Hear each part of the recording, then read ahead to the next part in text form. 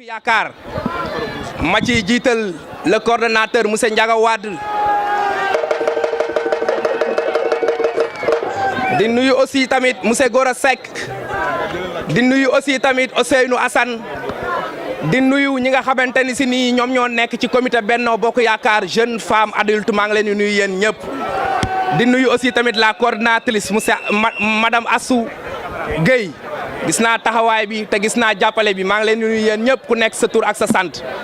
mais aussi tamit di beral nuyoo à un ami un frère quelqu'un que je respecte beaucoup muy koo xamante ne si ni moom mooy monsieur Dieudonné Manga doon suma xarit jàppale ma ci liggéey bi bu ngeen gisee comité Joola bi nga xamante ni si ni moom moo ñëw fii yëpp tey moom moo leen fi indi mais nag mënuma daaneel sumay kàddu te remercier wu ma staff bi nga xamante ni si nii ñoom laay liggéeyandool depuis booba ba tey bépp combat bu ma mës a sumb def ngeen ci seen loxo ngir ma am ndam lépp loo xamante ni si nii maa ngi koy def yéen a ngi ma ciy jàppale ngir man ma raw kon très franchement maa ngi leen di nuyu maa ngi leen di dénkaat sama bopp di dénk sama bopp waa Médina Fall di leen wax aussi tamit ni leen lii lu bees luy soog a commencé la mais incha allahu on va implanter Mental et ICS partout à Thiès.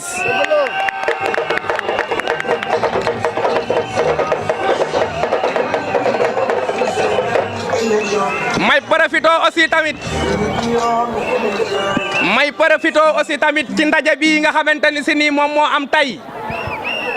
ma leen di wax ni léegi Thiès muy zone nord muy quartier Médina Fall dama leen di wax ni ñun on ne veut plus des bons parleurs mais des hommes qui passent à l'acte ñun li ñu soxla mooy kuy dimbali askan wi di jàppale askan wi di dox ci askan wi te jàpp naa ni le président Abdoulaye Baldé ci loolu la nekk. ma leen di jox nag benn déclaration solennelle di leen wax ni à partir d'aujourd'hui dama leen di déclarer sama candidature ci mairie zone nord di leen wax ni dinaa pare ànd ci ak jeunes yi ànd ci ak femmes yi liggéey ci li ma ci war a liggéey ba jël mairie zone nord teg ko ci loxo Abdoulaye Baldé. Abdoulaye Baldé damay dellu di la waxaat dafa am benn teraanga bu ma def fii léegi ci kanam ma ne woon bala ma laa jox kàddu gi dinaa ko wax teraanga ji mooy dafa am benn gala de lutte bu mag buy am stade Maniang Soumaré le 3 février ñu jël drapeau bi tuddee ma ko ma jëlaat drapeau bi delloowaat la ko. waaw loolu dama leen di wax ni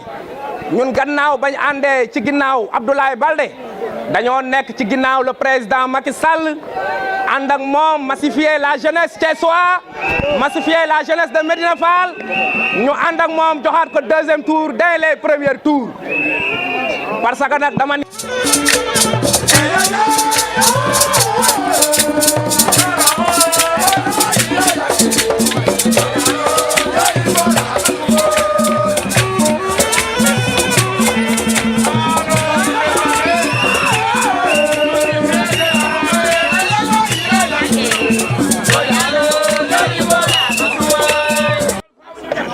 asalaamaaleykum mbokku Thiès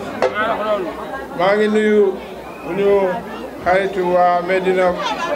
Fall di nuyu bu baax a baax population Thiès Nord di si jiital koo xam ne moo waral bés bi mooy El Hadj Har Sène di ko féliciter si mobilisation bu rafet boo xam ne gis nañ ko fi tey bu ñu yegg see Thiès ba léegi suñu xel dal na mais aussi kontaan nañu bu baax a baax di nuyu bu baax a baax sama xarit di sama doomu ndey le maire de Thiès qui vient d'arriver di Talla Sylla di nuyu bu baax a baax mon collègue mon très cher ami mon frère mon petit frère Abdou Mbow nga xam ne aussi yegg si na tout à l'heure dinaa leen woo pour que ñu ñëw sànni quelques paroles en direction de monsieur Har Sène di nuyu bu baax a baax sama mbokk waa Casamance yi ku ci yom ku linam ku jolaati di kontaane di ñoom les safur moom ak di kontaan imité ci amul donc maa ngi nuyu Har Sène di ko dalal si suñu kuréel bi mooy suñu parti di ko remercier si choix boo xam ne def na ko di la gërëm si sama tour mais aussi si tour délégation bu rëy boo xam ne jóge na Dakar jóge Mbour jóge Thiès ñëw fii pour fekkee bés bi di la féliciter ci mobilisation bu rafet boo xam ne def nga ko. Merci. Parce que c'est en quelques 3 à 4 jours nga préparé lii def mobilisation bu rëy nii vraiment maa ngi lay féliciter di la wax ni que suñu xel dal na di la dënk aussi ñoo xam ne ñoo nekk ci parti bi fii suñu parti c'est un parti démocratique boo xam ne ku ñëw tey ak ku fi nekkoon dëmb ñoo yem droit dinañ la xëyal ci biir parti bi yow ak sa mouvement le mouvement mental. Parce que aussi on a beaucoup de mouvements yoo xam ne dañuy soxla fu feneen ñëw. D'ailleurs c'est le lieu de remercier la délégation du MPC nga xam ne madame Camara moo leen jiite. Le MPC c'est le parti de Mohamed Ali Camara. Donc di leen gërëm ci nu ñu ñëwee ànd ci ak ñun mais aussi di gërëm ñëpp ñoo xam ne sama comité exécutif national te ñu bare ñëw pour sargal la ci bés bu rëy bi. di kontaan ci décision boo xam ne jël nga ko pour accompagner ñu ci biir parti bi ci compagnonnage boo xam ne aussi noué nañ ko bu yàggul ak le président Macky Sall pour que mu am un deuxième mandat dès le premier tour. loolu aussi di la ci gërëm ci sa détermination. xam naa ni que tu es une certaine ressource au niveau de Thiès Nord. Tout à l'heure bu ñuy ñëw ci yoon bi gis naa ni la nit ñi doon teeroo gis naa aussi. Notoriété boo xam ne am nga ko fii ma am yaakaar ni que bu soobee yàlla au soir du 24 février bu ñu ñëwee fii bu soobee yàlla di leen ci wax vive Macky Sall parce que moo fi gagné grâce à Kharsène tous les autres qu'on a retrouvés. Defe naa Ndiaga wax na ko fa léegi le représentant de la paix di nuyu yeneen responsable yu Benno Bokk Yaakaar yoo xam ne fekk nañ leen fii waa parti socialiste waa AFP. ak waa APR bien entendu ak yeneen i parti yoo xam ne ñoo formé coalition bi di leen wax ni que Thiès vous avez une chance Thiès c'est une ville industrielle c'est la première ville industrielle du Sénégal léegi am ngeen aéroport vous avez les grandes industries qui vont s'installer dans le domaine du pétrole et du gaz je pense que loolu c'est une opportunité pour vous les jeunes de Thiès ngeen saisir opportunité boobu pour que le mandat qui viendra, le mandat du président Macky Sall, ngeen mën ko saisir dans le domaine de la formation au métier des mines, du pétrole, du gaz, mais aussi dans le domaine de l'industrie. Parce que l'industrie gën a rëy ci Sénégal fii la nekk au niveau de Thiès. Vous avez les cimenteries du Sahel, vous avez Dangote, mais aussi vous avez l'usine de Diogo, et puis même les ICS sont au niveau de Thiès. Même Senbis Industrie, toutes les grandes industries sont dans la région de Thiès. C'est une région minière, c'est une région industrielle. Maintenant, vous avez l'aéroport. Donc, je considère que yéen ñi waa Thiès war ngeen kontaan ci leen mais aussi war ngeen bëgg ci réalisation yu mag yoo xam ne président Macky Sall def na ko fii ci Thiès.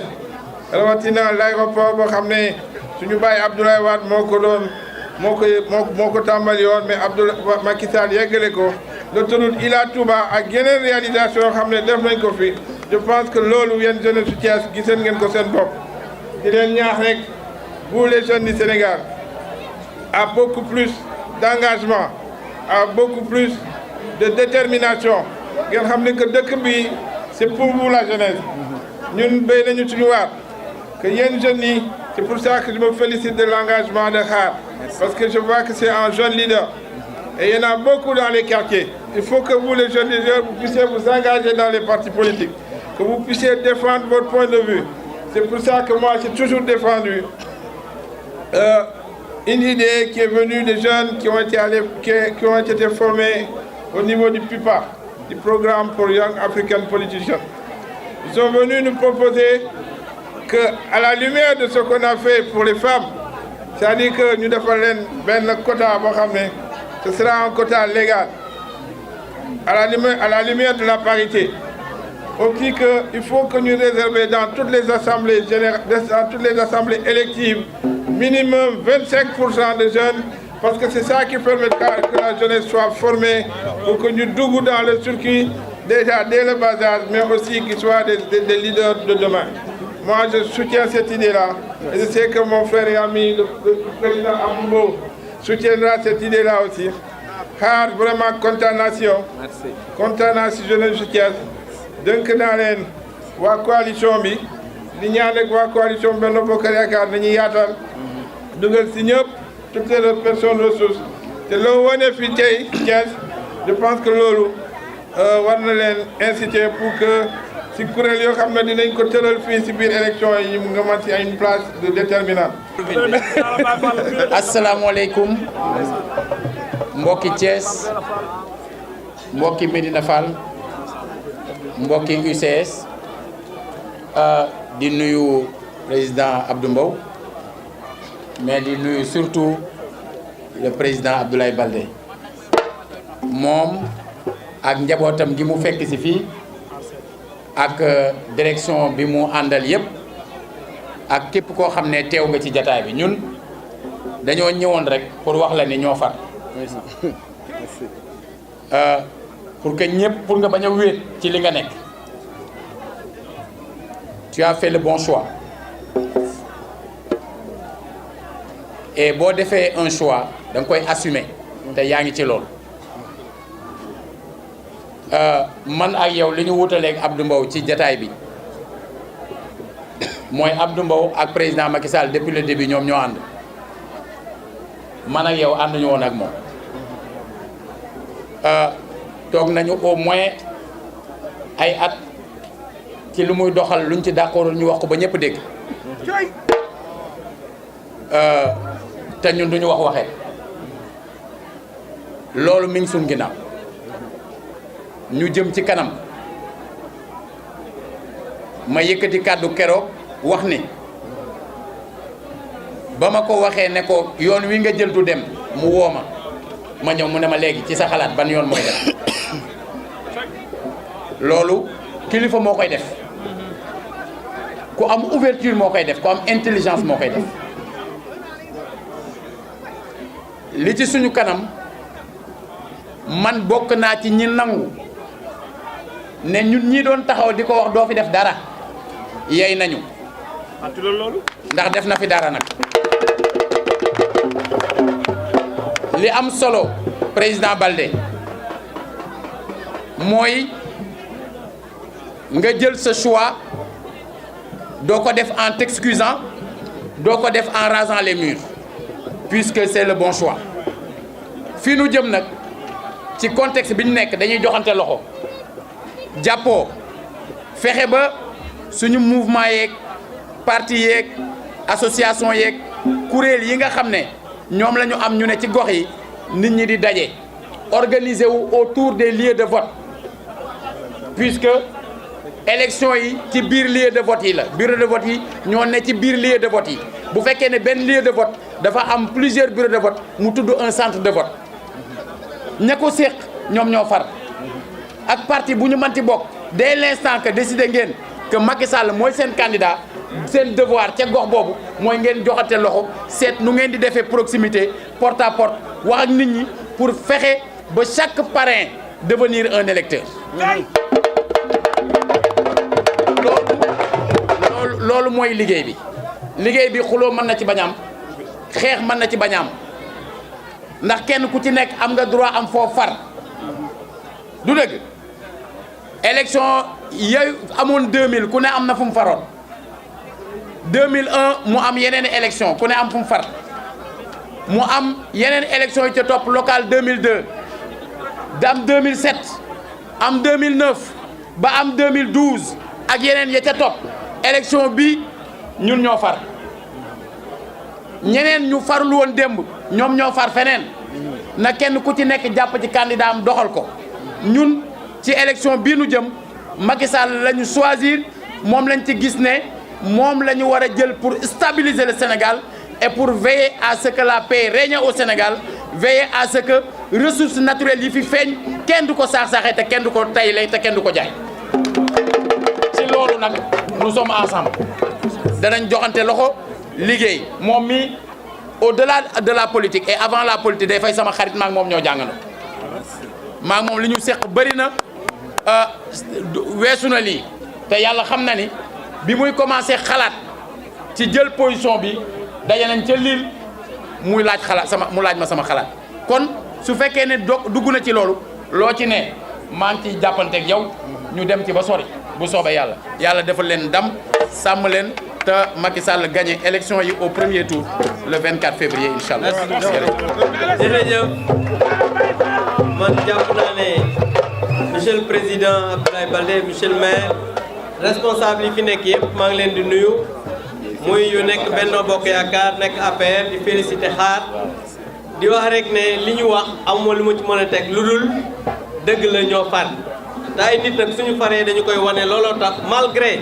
que calendrier bi xat na chargé na moom sànq bi muy ñëw résidence Lat Dior mi ngi ñu fekk ci benn cérémonie mais malgré tout ça dañ fa bàyyi lépp ñëw pour que wan la ne li ngay def defaloo ko sa bopp te damay wax nit ñi ci dëkk fii surtout ñu nekk ay responsable ci dëkk bi ñu xam ne surtout nag waa Alliance pour la République Abdoulaye Baldé mënu fi nekk conseil municipal mënu fi nekk conseil départemental mënu fee nekk maire mënu fee falu dara ci dëkk bi donc lépp lu mu fiy defe mu nekk voix boo xam ne dafay ñëw ci coalition Benno Bokk Yaakaar majorité présidentielle ñun ñi dëkk ci dëkk bi da koy defal donc dañuy wax ne te Olof Njaay loolu lay wax su ñuy guwali mbaam bu tan gore woon moo cay ëppu say ndax nag mbaam moom bu jeexalee ay faram tan moo cay ëppale donc ñun li ngay def nii ñoo la ci war a jiitu fekk la ci ànd ceeg yow te boo demee bàyyi ñu maa ngi sant ñëpp di gërëm ñëpp wasalaam